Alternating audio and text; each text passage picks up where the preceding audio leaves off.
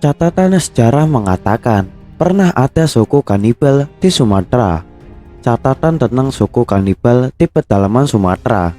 Pedalaman Sumatera pernah menjadi tempat yang menyeramkan. Bagaimana tidak? Karena dari catatan sejarah, Sumatera memiliki suku kanibal, yaitu pemakan manusia. Kita sebagai manusia yang telah modern, mungkin ada yang tidak percaya bahwa ada manusia yang memakan daging sesamanya.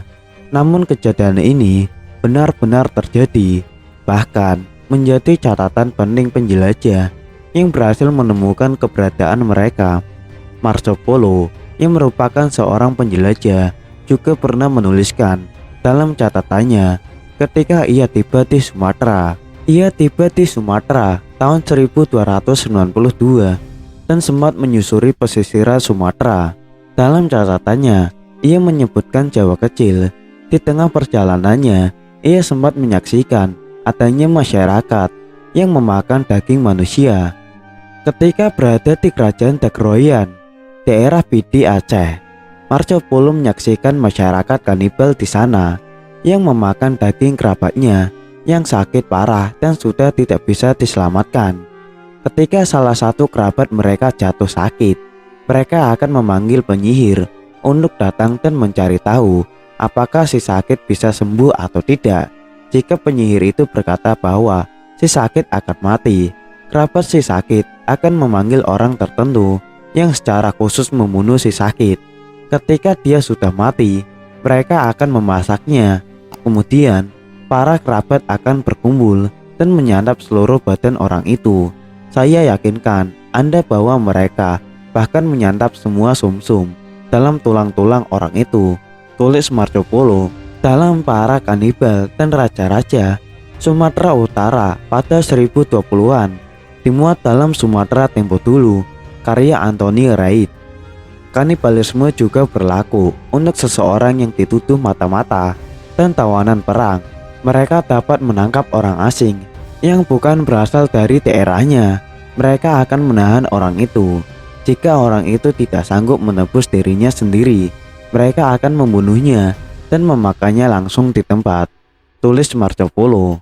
Meski tak melihatnya secara langsung, dia mendengar cerita itu dari pesisiran, di mana mereka menyebutkan ada seorang pria yang dicekik dan kemudian dimasak.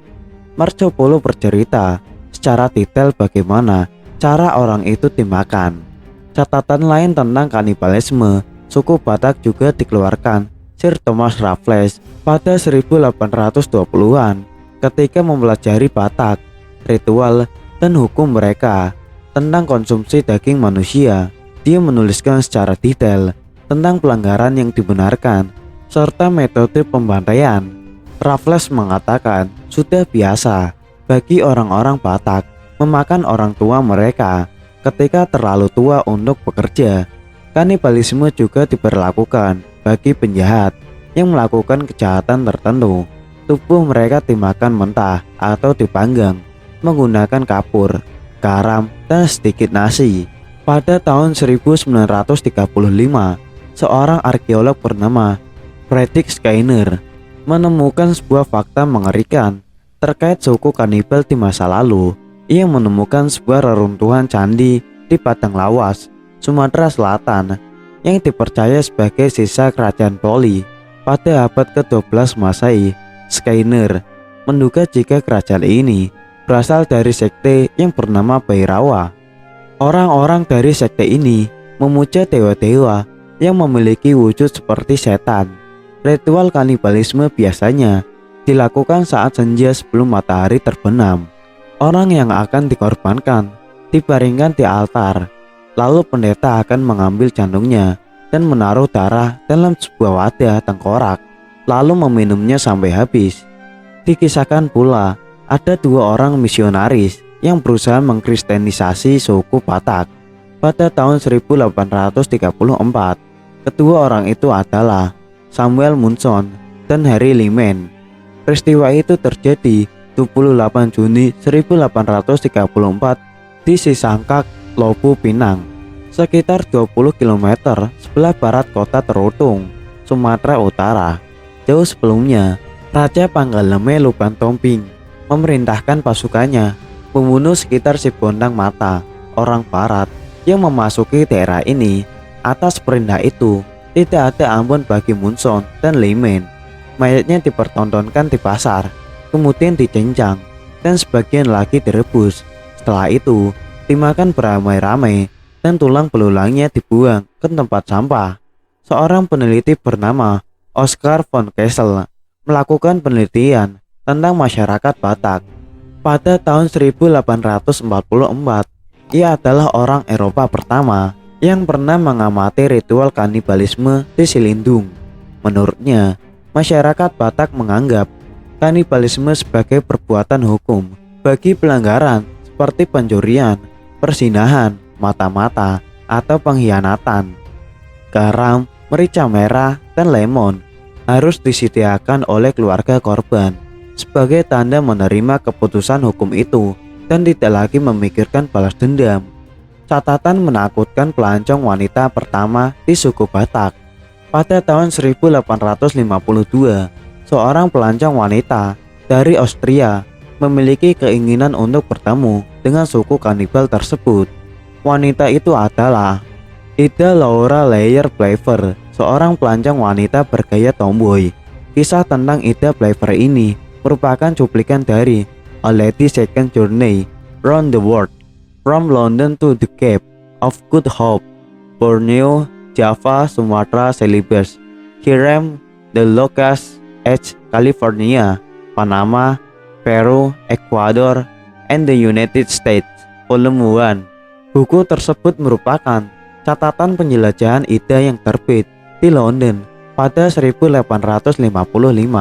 Para tawanan perang diikat pada sebuah pohon dan dipenggal sekaligus darah mereka diawetkan untuk minum, dan kadang dibuat menjadi semacam puding yang disajikan dengan nasi.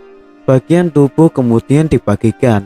Telinga, hidung, dan telapak kaki adalah bagian milik raja yang juga memiliki klaim atas bagian lain, telapak tangan, telapak kaki, dan telapak kepala, jantung, dan hati, yang semuanya adalah hidangan aneh, dan semua daging dipanggang dan disantap dengan garam. Ia tidak menyaksikan kengerian itu dengan mata kepalanya. Ia mendapat informasi tersebut dari beberapa pejabat pribumi setingkat bupati di Muata Sibonge. Tulis Ida Laura Leyer Pfeiffer dalam catatan perjalanannya di Sumatera. Ketika berada di Padang, keinginan Ida Pfeiffer untuk bertemu dengan suku ini semakin kuat karena pejabat setempat meyakinkan bahwa wanita tidak diizinkan mengambil bagian dalam makan malam utama. Walaupun banyak pula warga setempat yang menyegah perjalanan Ida untuk menemui suku kanibal liar dari Batak, karena sebelumnya 2 orang misionaris asal Amerika, Henry Lyman dan Samuel Munson, telah dibunuh dan disantap pada tahun 1835. Namun perjalanan tetap Ida lakukan dengan membawa seorang pemandu dengan cara menunggang kuda ke pedalaman Sumatera. Pada pertengahan Agustus 1852, keduanya menuruni bukit di Silindung dekat Danau Toba. Namun sebelum menuju lembah, pemandunya menyarankan supaya Ida untuk tak menjauh darinya. Mereka menyaksikan prosesi yang dilakukan 6 lelaki bersenjata tombak. Ketika kedua orang itu mendekat, mereka justru disambut dengan tombak dan parang. Setelah itu, si pemandu menjelaskan Ida boleh melewati kawasan itu di suatu tempat. Kejadiannya bahkan lebih serius. Demikian Ida berkisah, lebih dari 80 lelaki berdiri di jalanan setapak dan menghalangi perjalanan kami. Kemudian dia melanjutkan, sebelum saya menyadarinya, sekawanan lelaki telah melingkari saya, seraya menodongkan tombak mereka. Dengan tatapan ngeri dan liar, ia menuliskan sosok lelaki Batak yang mengepungnya. Mereka berbadan tegap dan kuat, tingginya hampir 2 meter, penampilannya beringas dan militan. Mulut lebar mereka dengan geligi yang menonjol, tampaknya lebih mirip dengan binatang buas ketimbang manusia manapun.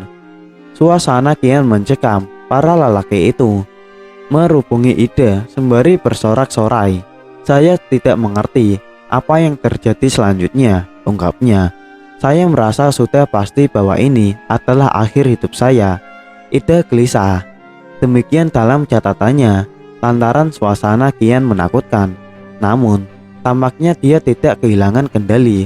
Dalam situasi teror, perempuan itu duduk di sebongkah batu, lalu sekonyong-konyong mereka mendatanginya sembari menunjukkan gerakan-gerakan yang mengancam. Ida bangkit dan mencoba berbicara kepada lelaki beringas di dekatnya dengan bahasa separuh Melayu dan separuh Batak. Sembari tersenyum, Ida berkata, "Mengapa Anda tidak berkata saja bahwa Anda akan membunuh dan memakan seorang perempuan tua seperti saya? Saya pastilah sangat sulit dimakan dan alot." Ida dengan gaya pantomimnya berusaha menjelaskan kepada mereka bahwa dirinya tidak takut apapun. Bahkan apabila mereka menginginkannya, dia rela dibawa oleh mereka asalkan mereka mengantarnya ke air Danau Toba. Kemudian para lelaki beringas dan bertombak itu melepaskan tawa mereka. Barangkali kepercayaan diri Ida yang tunjukkan telah membuat suatu kesan bersahabat kepada mereka. Pada akhirnya mereka menyambut Ida dengan uluran tangan, dan lelaki bertombak yang melingkari perlahan membuka jalan untuk dirinya.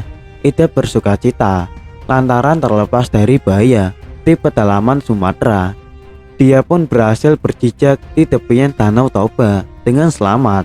Ketika peristiwa itu telah 2 tahun berlalu, Ida telah kembali ke kampung halamannya di Wina, Austria. Dia terkejut pada satu pemberitaan dari Hindia Belanda. Saya membaca surat kabar yang mewartakan bahwa 3 misionaris asal Prancis di pedalaman Tapanola, Batak, telah terbunuh dan dimangsa oleh para kanibal di tengah perayaan dengan tarian dan musik. Itulah gambaran singkat rekaman jejak suku kanibal dan keberanian seorang wanita yang berani mendatangi daerah yang belum dia kenal dan penuh dengan catatan menyeramkan, di mana dari catatan-catatan para penjelajah, arkeolog dan peneliti mengidentifikasi bahwa di Sumatera pernah memiliki suku kanibal yang sering disebutkan dalam catatan-catatan itu adalah suku Batak. Hal tersebut adalah wajar karena ketika itu masyarakat di pedalaman belum mengenal agama. Suku yang memakan manusia berangsur berkurang karena kebijakan pemerintah Belanda yang melarang kanibalisme. Selain itu juga karena proses kristenisasi yang dilakukan pemerintah Belanda dalam upaya menjatuhkan kerajaan yang dipimpin oleh Sisinga Mangaraja XII. Walau mungkin suku ini masih ada, namun di zaman yang semakin modern ini sudah semakin sedikit manusia kanibal, bahkan mungkin sudah tiada jika saja mereka tidak memasukkan dalam buku-buku dan juga catatannya. Mungkin kita masih tidak percaya bahwa keberadaan mereka memang pernah ada, namun kita masih dapat melihat sisa-sisa peninggalan mereka seperti batu persidangan, desa Sialangan, Pulau Samosir, Sumatera Utara yang kini menjadi objek wisata.